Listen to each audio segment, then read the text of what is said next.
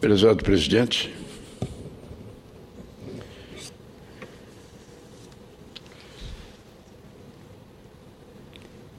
eu acho que eu devo, nesse momento,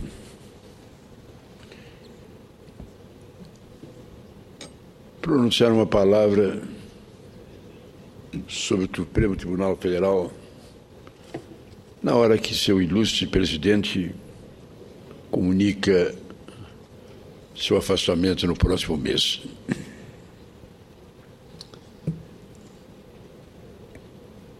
Desde a minha chegada nessa casa, completo saindo agora em janeiro 32 anos,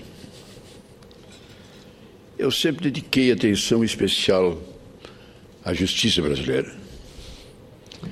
Advogado, militante no Tribunal de Júri, professor universitário, sempre tive uma preocupação, uma ligação, eu diria até uma imagem muito afetiva da justiça brasileira e dos tribunais do Brasil.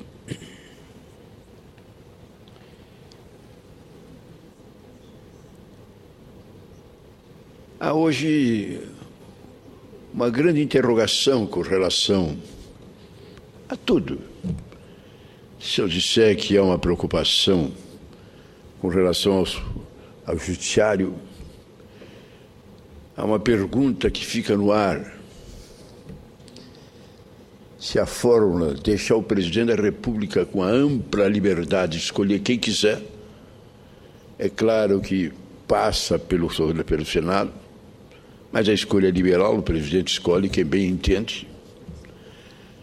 Ao contrário de outros tribunais, por exemplo, o Superior Tribunal de Justiça, é uma lista tríplice, e dessa lista tríplice o presidente escolhe o que ele quer. Mas no Supremo não, no Supremo é a liberdade.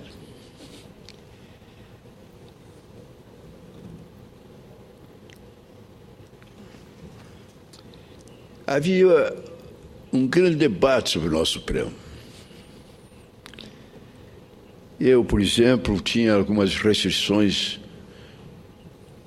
Não falo na época da ditadura, porque ali, e aliás, diga-se de passagem, na época da ditadura, o Supremo teve figuras notáveis de juristas que foram escolhidos pelos marechais, ditadores, presidentes, e que tiveram um comportamento realmente importante. Mas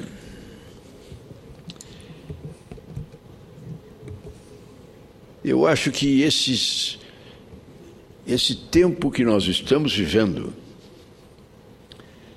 é o tempo que o Supremo Tribunal esteve mais presente na vida pública brasileira, esteve mais exposto e foi mais debatido, discutido e analisado.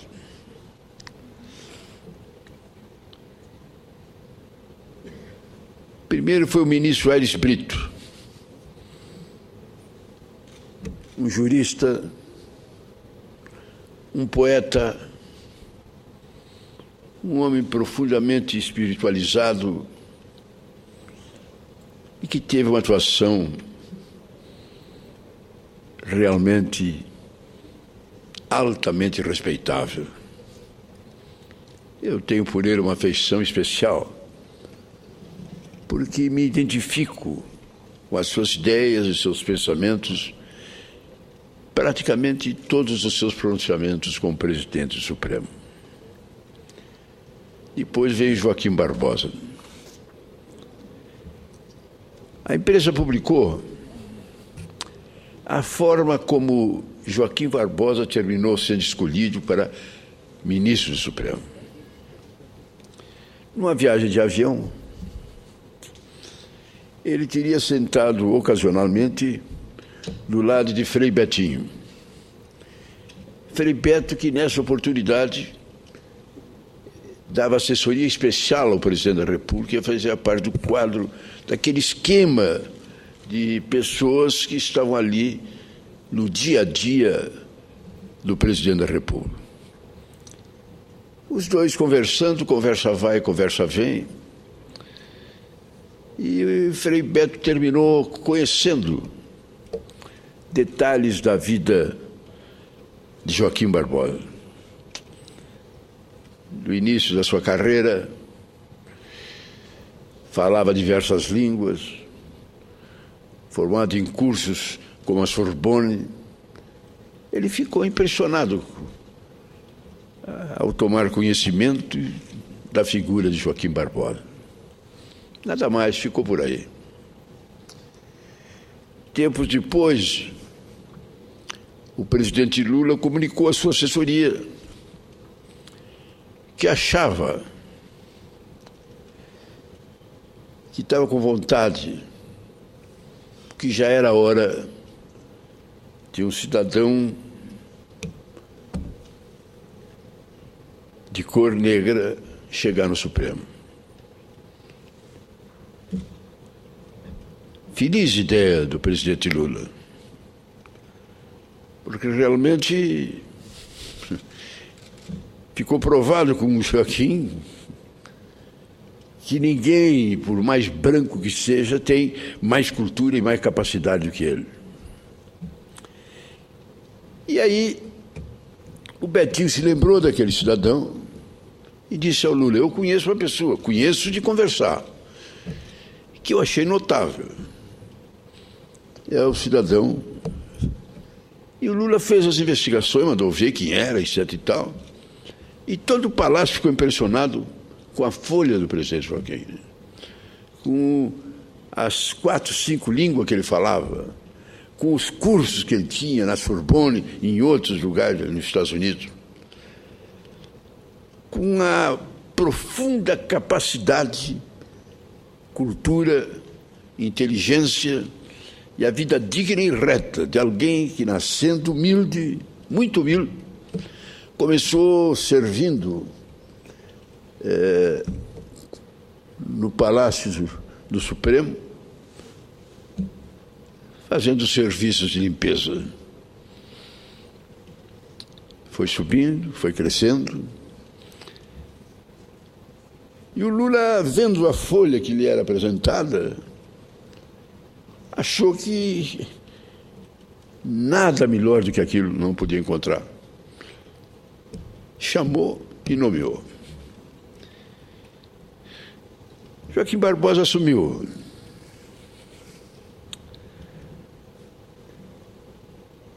É uma personalidade interessante a de Joaquim Barbosa. Fala bem. O estilo de falar é um estilo impositivo, ele diz com firmeza, com convicção. E ele teve coragem de debater, de discutir e de analisar. Esse período dele na presidência do Supremo foi o período mais importante, mais difícil e mais respeitável na história do Supremo Tribunal Federal desde a sua existência.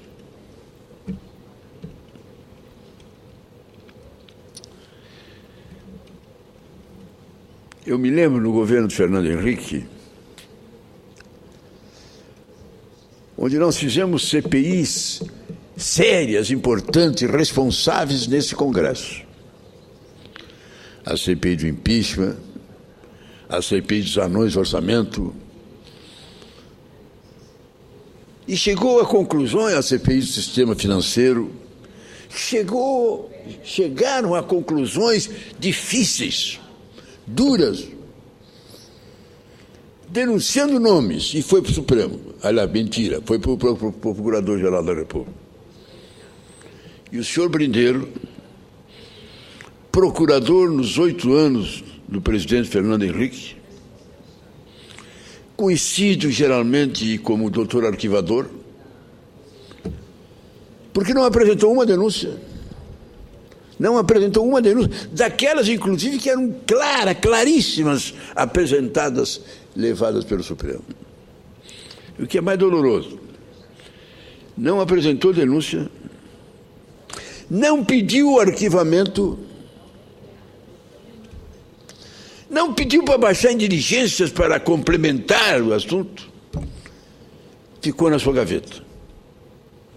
8 anos. Justiça seja feita.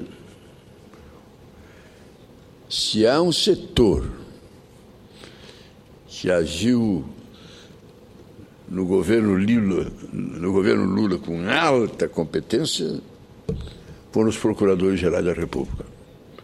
Começou com esse homem notável, que é um santo, e um jurista, o doutor Fonteles. É um franciscano notável, que tem o respeito e a credibilidade de todo o Brasil. Ele foi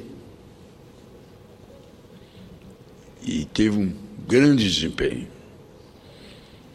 Seu sucessor não só foi ótimo, como foi quem apresentou a denúncia do mensalão. Teve a coragem, toda, de apresentar a denúncia. E aí, o Supremo Tribunal teve a ação mais importante, mais séria, mais difícil, mais complicada desde a sua criação. E com essa decisão, que é importante, veja como o Brasil tem certas peculiaridades que é de grandes países, de país altamente civilizado. A TV Senado, a TV Câmara e a TV da Justiça.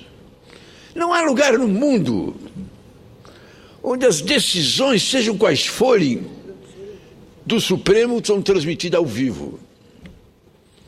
Então, um projeto da complexidade, da dificuldade, que envolve a honra, a dignidade de pessoas, transmitido ao vivo por todo o Brasil. E o Supremo teve uma atuação respeitável. Eu acho que as pessoas não se dão conta do que tem de mais importante nas decisões do Supremo. Para mim, que a gente duvida e a gente discute, a fórmula de indicar os membros do Supremo, que é prioridade do presidente que indica quem quer. E muita gente discute a alternância nesse sentido.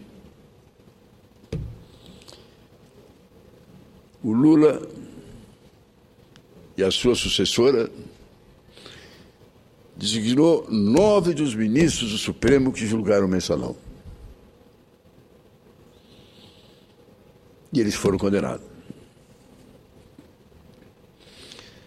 No início, a imprensa, a sociedade toda dizia que não tinha nenhuma chance.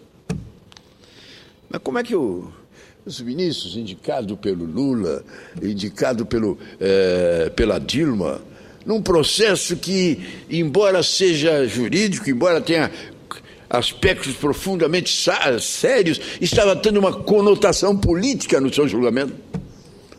Estava-se na base de decisão, inclusive, do complexo eleitoral. Como sairia? Seria condenado o PT ou não seria condenado o PT? Quais seriam as consequências? E o Supremo condenou. E o Supremo condenou. Eu dou nota 10 para o Supremo. Não estou entrando porque, estou dizendo apenas pelo fato de ter a capacidade de condenar algo que todo mundo achava que eles tinham que cumprir a vontade do presidente. E dou nota 10 aos presidentes da República, que indicou gente com a capacidade, a dignidade de fazerem, votarem com sua consciência e não por interesse ou por medo.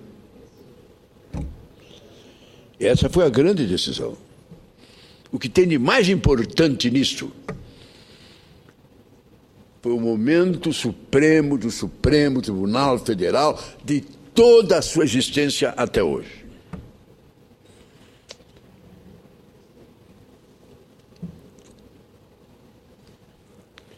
Primeiro foi Aires Brito, grande jurista, humanista sobre todos os aspectos de profundidade intensa, e depois Joaquim Barbosa. Não há dúvida nenhuma que Joaquim Barbosa é uma personalidade que daria para fazer uma análise profunda. Seu estilo, sério, firme, compenetrado, a firmeza com que ele defende as suas ideias e discute, e a coragem de adotar suas posições. Foi uma fase realmente, até então, não conhecida no Supremo. E ficou provado a dignidade, a seriedade, a honorabilidade, a firmeza de posições, a capacidade jurídica, a coragem de decidir. E ele foi quem conduziu o Supremo nessa hora de agitação, onde era imprevisível as consequências, onde lideranças favoráveis ao governo davam manifestações radicais, iam para frente do Palácio da Justiça, e o Supremo agiu, decidiu e tomou posição.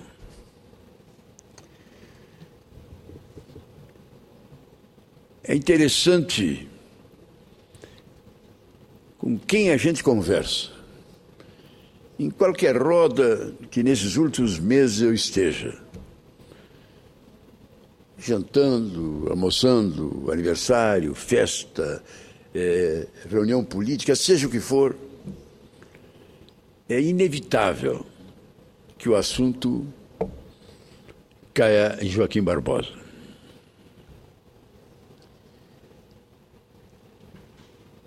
E a análise final é exatamente esta. É um homem notável, firme, inflexível. Diz o que sente e o que pensa.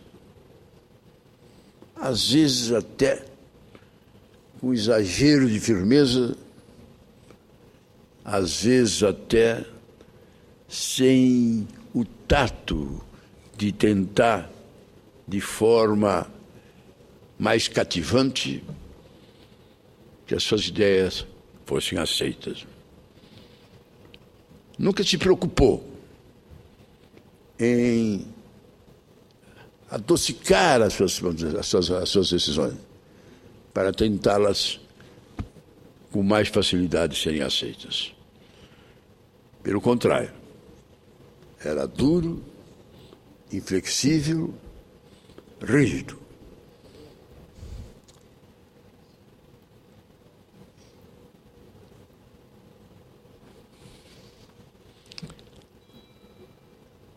Lembrado, e no Brasil isso é normal, como não ia ser lembrado para presidente da República, com a figura do estilo de Joaquim Barbosa, com a ação de Joaquim Barbosa, com a clareza de pensamento de Joaquim Barbosa e com o estilo de dizer o que pensa, de apontar o errado, passou a ser tido como candidato à presidência da República. Vários partidos fizeram propostas, convidaram. E não há dúvida nenhuma que seria uma candidatura importante, que daria um estilo completamente diferente a tudo que a gente pode imaginar. Ele candidato. Desde o início, ele disse que não. Que não estava no seu projeto uma candidatura. E acho que agiu com dignidade. porque 1000 qualidades ele tem, 1000 capacidades. Mas naquela altura, o que o levava a candidato é os partidos acharem que o herói do Supremo podia somar votos. E ele, com firmeza, disse que não. E se aposenta. E se aposenta agora, no final de junho.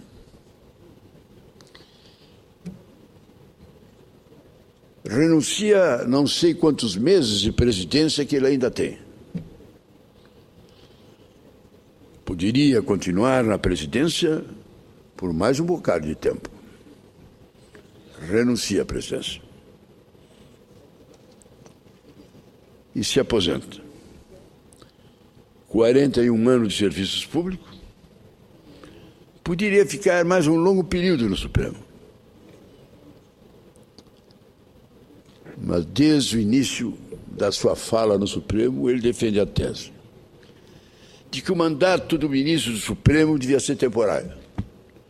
Devia ser um tempo X, depois sair. E ele foi fiel ao que ele pensa.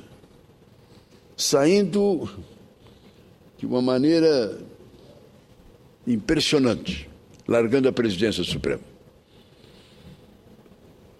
Renunciando à presidência do Supremo e se aposentando.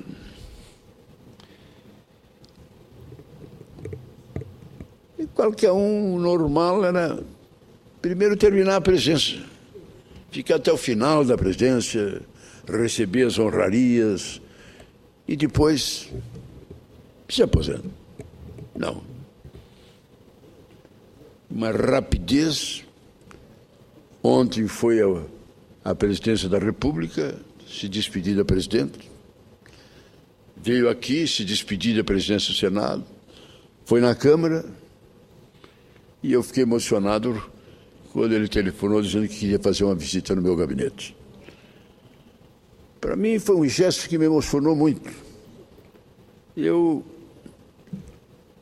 A conversa que tive com ele, o olhar sério, o olhar compenetrado, eu vi ali É difícil fazer um julgamento de uma conversa com o ministro, porque às vezes ele é impenetrável. Ele olha às vezes para ti, tu não sabe se ele está gostando, se ele não está gostando.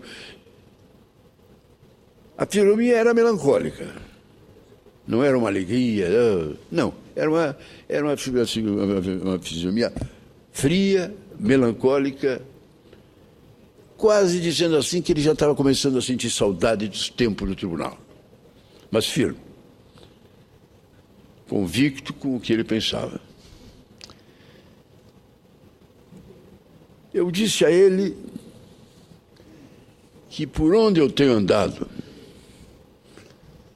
as referências a ele são as melhores possíveis. Eu disse a ele que eu acho que nós estamos hoje diante de um novo Supremo.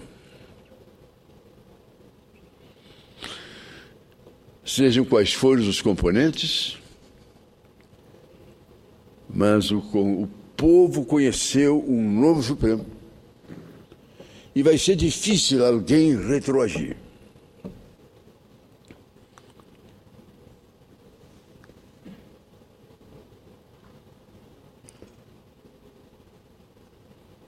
Dona Esperança, quer dizer, senadora Ana Amélia. Obrigada, senador Pedro Simão. O ministro Joaquim Barbosa, ao escolher o senador Pedro Simão para uma visita pessoal, institucional, republicana, ao seu gabinete, depois das observâncias da liturgia do cargo e do poder, os presidentes do Senado e da Câmara, deu uma demonstração de que ele estava ali identificando valores, quando ele foi ao seu gabinete.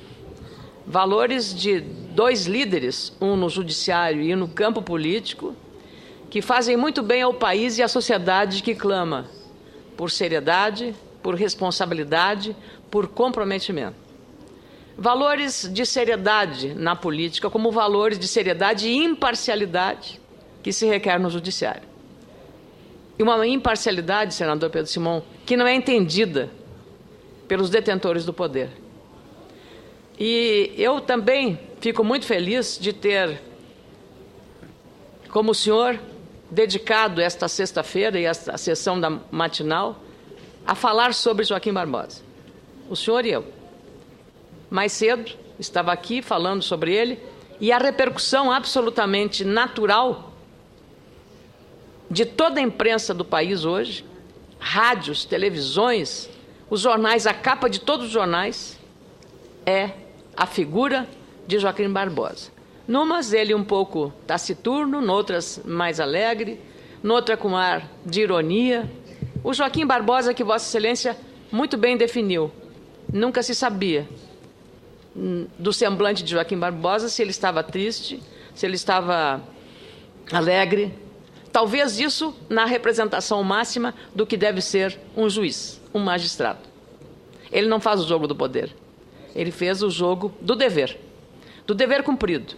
E acho que, por mais que ele tenha saído temendo as ameaças que sofreu, por ter ousado quebrar paradigmas no Poder Judiciário, ousado expressar o seu ponto de vista. E aí, por isso, ganhou a notoriedade que ganhou e a forma como ele se portou no Supremo Tribunal Federal. E na relatoria que fez do processo famoso 470, chamado de mensalão. Então, eu fico muito feliz dessa notícia da visita dele ao seu gabinete, porque eu acho que são duas figuras muito parecidas, divergentes talvez no comportamento.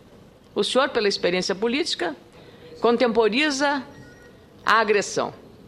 Ele, como gaúcho diria, não levava desaforo para casa e respondia ali na corte, criando os problemas que nós acompanhamos. Mas deve ser visto o lado da sua autenticidade, da sua coerência e da sua firmeza ao defender os seus pontos de vista. Foi um gesto dele, da coragem dele, que mostrou ao país que aquele jovem negro, pobre, lá de Paracatu, honrou a tradição de Minas Gerais. E o judiciário perde um grande talento, uma grande figura, não só tecnicamente. Ele fala não só português, fala alemão, francês, inglês. Esforço pessoal dele. Ele cresceu trabalhando. E também a política ganharia muito, senador Pedro Simão, se Joaquim Barbosa, aos 59 anos, aceitasse concorrer e disputar um cargo para o Senado, para um vice-presidente, para a presidência, para deputado federal, para governador. Joaquim Barbosa estaria muito bem e daria uma melhora muito grande também na política, assim como ele fez no Poder Judiciário, com todas as diferenças e as críticas que se possa fazer sobre o comportamento de Joaquim Barbosa. O Judiciário perde uma figura notável. E nós que discutimos aqui muito, concordo com Vossa Excelência, de reduzir a chamada expulsória, porque o magistrado tem que sair numa aposentadoria compulsória aos 70 anos. E hoje, há 20 anos atrás, isso poderia ter significado. Hoje, não. Hoje as pessoas estão no máximo. Vossa Excelência passou dos 70 e tem esse vigor mental e essa sagacidade, arguto como é sempre, que muito jovem às vezes não tem. Então, por outro lado, nós estamos vendo que Joaquim Barbosa antecipa precocemente uma saída de uma corte que precisava muito dele. Há muito tempo, uns 11 anos pelo menos. Parabéns, senador Pedro Simão. E eu fico, como gaúcha, muito orgulhosa de saber que Joaquim Barbosa escolheu o seu gabinete para fazer uma visita especial. Foi uma demonstração de que as escolhas dele também são certas. Muito obrigada. Eu fico emocionado com o seu pronunciamento. Agradeço muito. Senador. Aliás, o seu estilo Permita que eu lhe interrompa um pouquinho para registrar a presença aqui nas nossas galerias dos estudantes de nível fundamental da Escola Municipal Paulo Freire, da cidade ocidental, em Goiás. Sejam bem-vindos à nossa sessão. Eu fico muito feliz com o seu pronunciamento. A sua gentileza realmente me emociona. Eu fiquei emocionado com a visita dele. Vou ser muito sincero, fiquei emocionado. Quando fui informado pela direção que ele tinha pedido para ir no meu gabinete, eu tomei banho 2 vezes, me arrumei, botei perfume, preparando para uma grande homenagem. E foi. E realmente foi. Vossa Excelência, com esse seu estilo, com essa sua atividade, vai fazer uma grande campanha. Aliás, a senhora Ana Amélia terminou o seu pronunciamento no lançamento da candidatura dizendo exatamente isso. Eu sou Ana Amélia. A partir de agora, pode me chamar de Esperança.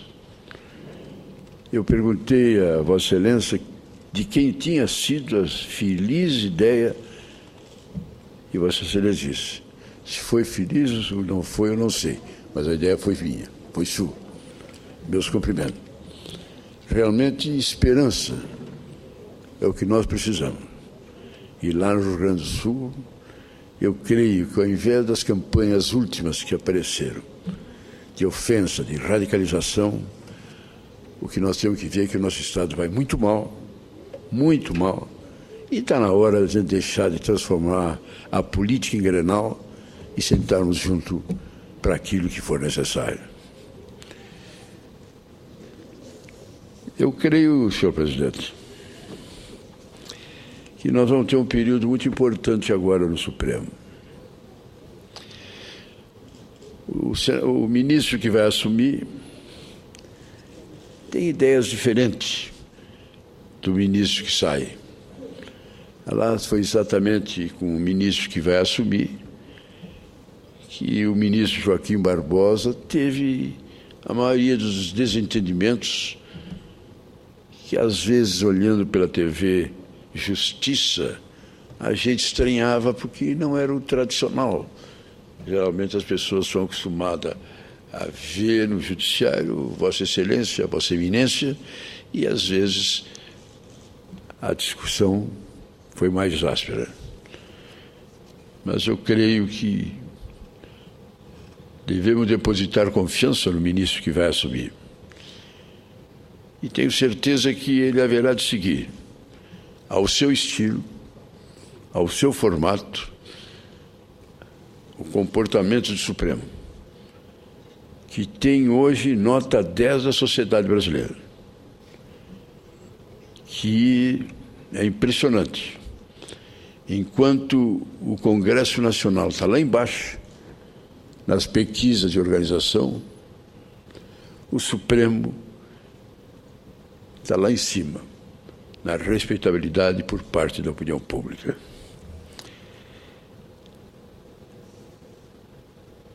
Grandes questões estão para serem decididas no Supremo. Questões importantes, questões significativas. E eu creio que nós devemos dar um voto de confiança para que realmente o Supremo, que atingiu o ápice do seu prestígio, com Aires Brito e agora com Joaquim Barbosa, fique lá, se mantenha lá, com a respeitabilidade e o respeito de todos nós. Está havendo um debate, senadora Ana Amélia, muita gente perguntando, uma eleição tão complicada como vai ser essa, uma eleição difícil, onde às vezes o comportamento supremo, imparcial, mas interfere É o problema do mensalão?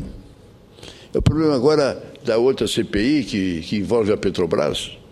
É o problema, e lá está no Supremo, a questão do metrô de São Paulo. Numa hora como essa, as perguntas que são feitas, senadora Ana Amélia, é se um ilustre, brilhante jurista, mas que tem na sua biografia 8 anos de advogado nacional do PT. Ele, durante 8 anos, o governo Lula defendeu o PT, advogado do PT. Agora vai presidir o Superior Tribunal Eleitoral num pleito como esse. Eu não duvido da dignidade, da seriedade, do esforço, da capacidade do novo presidente. Sinceramente, não posso duvidar. Mas que dentro da lógica do bom senso, Pedro Simão, se de repente me visse eu na presidência do Tribunal Superior Eleitoral, eu acho que eu não teria condições. Eu não tinha condições de ter a imparcialidade na hora de decidir. Eu sou todo desse lado, eu passei a vida inteira desse lado. Isso que passei desse lado não julgando, não sendo advogado. Muitas vezes mais batendo no MDB do que defendendo. Agora, a sua excelência, durante 8 anos, foi o advogado nacional, não é um advogado assim, o advogado nacional do PT. Agora vai a julgamento. Achei interessante quando lhe fizeram a pergunta, exatamente essa. Mas o senhor foi presidente, foi advogado do PT durante 8 anos, e agora aquilo é passado. Eu achei notável a capacidade, ele deve ter alguma genialidade de dizer. O cérebro dele, ele pega e passa por lá de lá. Então ele comanda o cérebro dele e diz: PT, 8 anos de advocacia, está esquecido. Eu agora sou imparcial. Mas eu espero mesmo assim.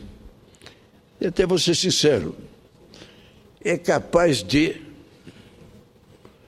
ele até surpreender em alguma das questões, em dúvida, decidir contra o PT, para não querer dizer que ele foi a favor. Pode ser. Eu não estou aqui levantando dúvidas com relação, nem crítica com relação a ele. Mas é um fato estranho. Eu duvido que em qualquer país aconteceria um fato igual a esse. Muito difícil. É aquela história da autonomia total do presidente da República de escolher o candidato.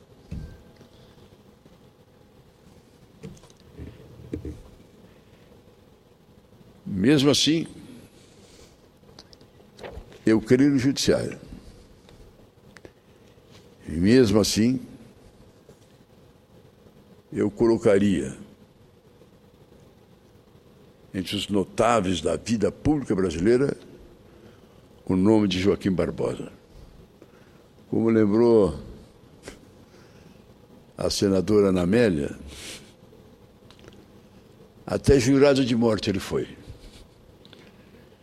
Da forma mais vil e mais agressiva, Joaquim Barbosa tem que morrer. Não é uma criatura humana. Membro do Conselho de Ética do PT do Rio Grande do Norte.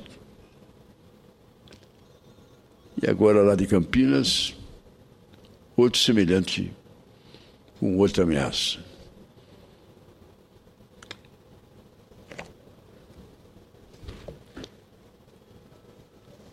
Meu abraço fraterno ao ministro Joaquim Barbosa. Se a escolha pode não ter sido feliz ao escolher o meu gabinete,